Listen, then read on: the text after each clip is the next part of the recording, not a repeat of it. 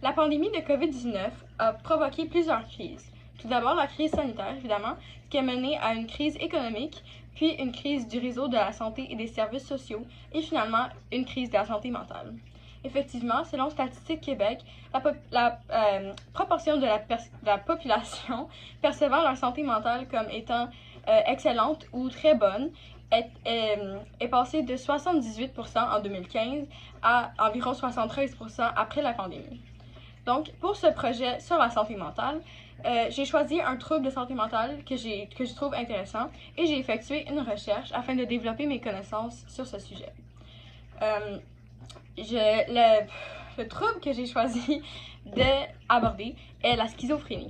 Donc, il y a plusieurs aspects que je vais aborder, dont le trouble en bref, les symptômes et diagnostics, les facteurs de risque et de cause, les traitements et thérapies, ainsi que la prévention et l'éducation. En bref, la schizophrénie est un trouble psychotique chronique qui se traduit par une perception perturbée de la réalité ou carrément une perte de contact avec la réalité. Il y a des manifestations passives et des manifestations productives que je vais parler plus en détail dans les symptômes. Et dans le fond, la schizophrénie se présente très différemment d'un patient à l'autre selon la sévérité et la nature des symptômes de la personne. Selon le système canadien de surveillance des maladies chroniques, le pourcentage de la population canadienne de 10 ans et plus qui sont atteints de schizophrénie était de 0,99% en 2023. Le pourcentage de femmes était de 0,83% et celui d'hommes de 1,15%. La schizophrénie est souvent associée à un stress et à une déficience dans les domaines personnels, sociaux, familiaux, éducatifs et professionnels. De plus, les gens atteints de schizophrénie sont souvent victimes d'une forte stigmatisation, ce qui entraîne une exclusion sociale. Cette exclusion sociale contribue à la discrimination et cela peut entraîner une limitation des soins de santé, de l'éducation, de l'emploi et du logement. En termes de santé physique, le risque de décès prématuré est de 2 à 3 fois plus élevé chez ceux atteints de schizophrénie dû à des maladies somatiques, cardiovasculaires ou infectieuses, par exemple.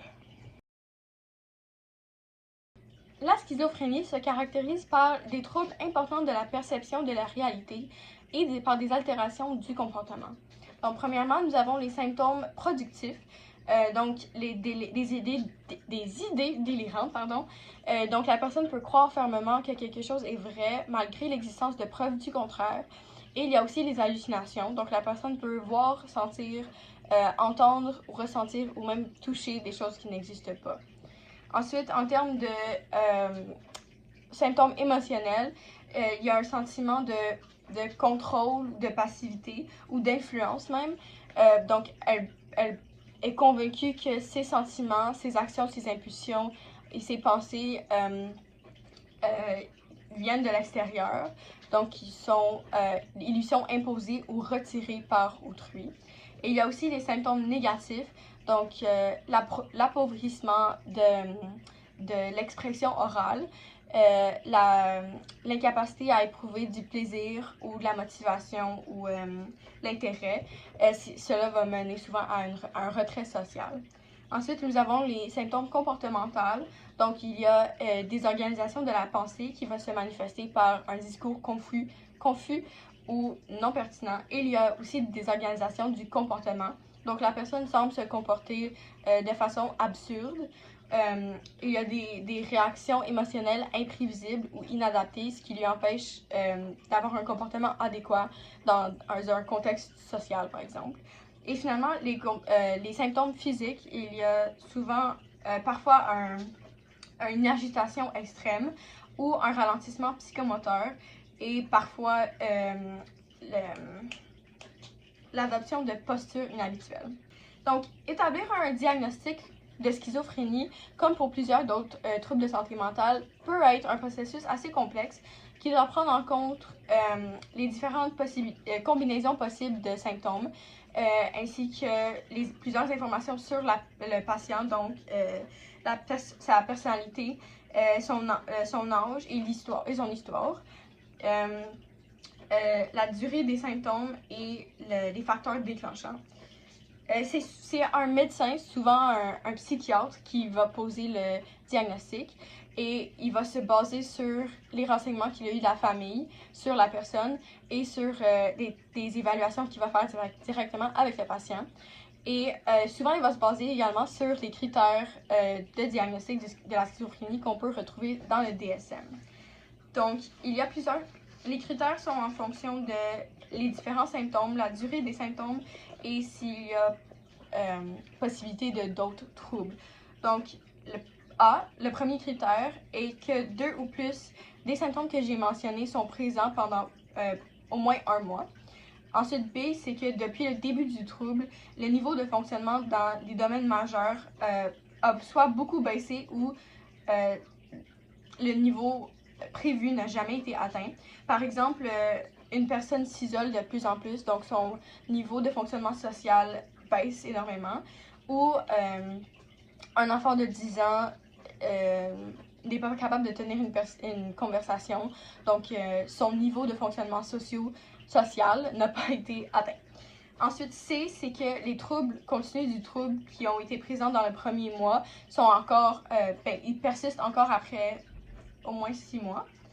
D, c'est qu'un trouble schizoaffectif, dépressif ou un trouble bipolaire avec des manifestations psychotiques ont été exclus parce qu'il n'y a pas eu d'épisode maniaque ou dépressif.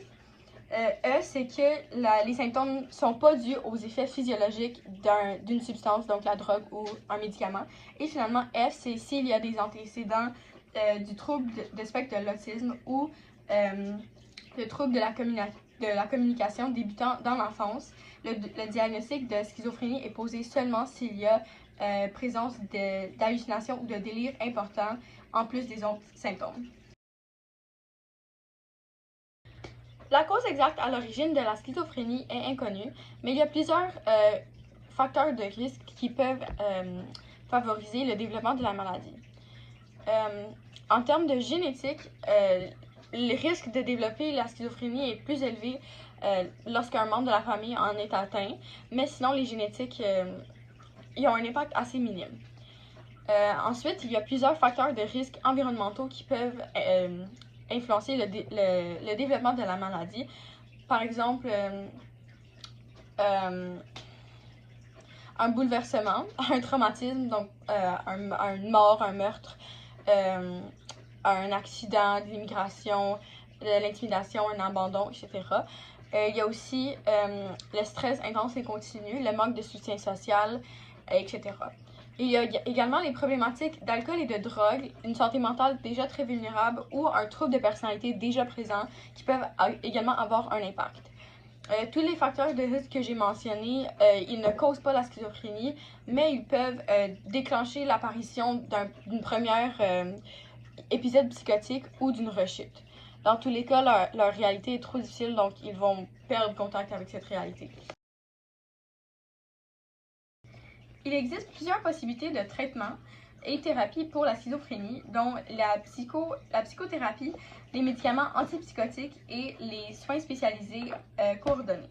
Ces traitements visent à réduire la sévérité des symptômes psychotiques, à prévenir la récurrence des épisodes symptomatiques et à apporter de l'aide pour permettre aux gens de fonctionner au plus haut niveau possible.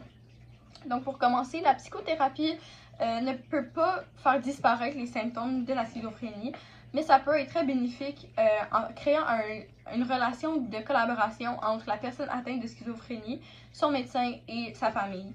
La personne peut ainsi apprendre à comprendre et à prendre en charge son trouble, apprendre à bien prendre les médicaments prescrits et à gérer le stress qui peut venir avec la maladie, mais qui peut aggraver les symptômes. Ensuite, les médicaments antipsychotiques peuvent être très efficaces pour réduire de façon significative les symptômes ou juste les faire disparaître. Les symptômes tels que les hallucinations, les délires et la désorganisation de la pensée. Et une fois les principaux symptômes éliminés, le risque de rechute baisse de façon significative. Il existe également des programmes de rééducation et de soutien en milieu non hospitalier, tels que les formations au travail par une aide spécialisée qui vise à l'apprentissage des fonctions nécessaires pour vivre au sein d'une société au lieu de dans une institution.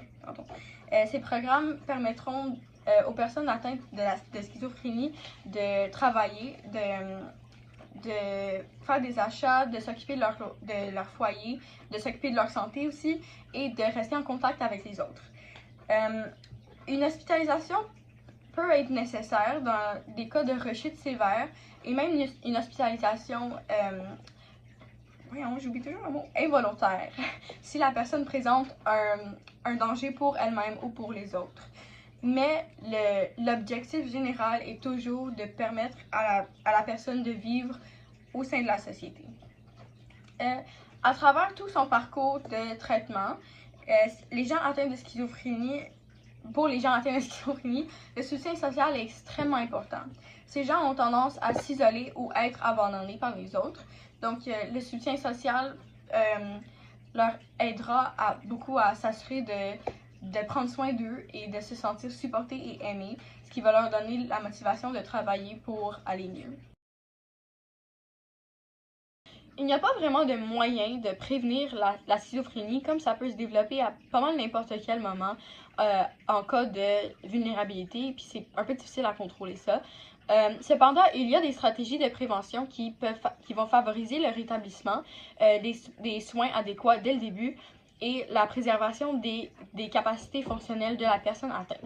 Par exemple, reconnaître les signes avant-coureurs de la maladie qui peuvent être très subtils au tout début, comme par exemple l'isolement, la méfiance et les idées étranges.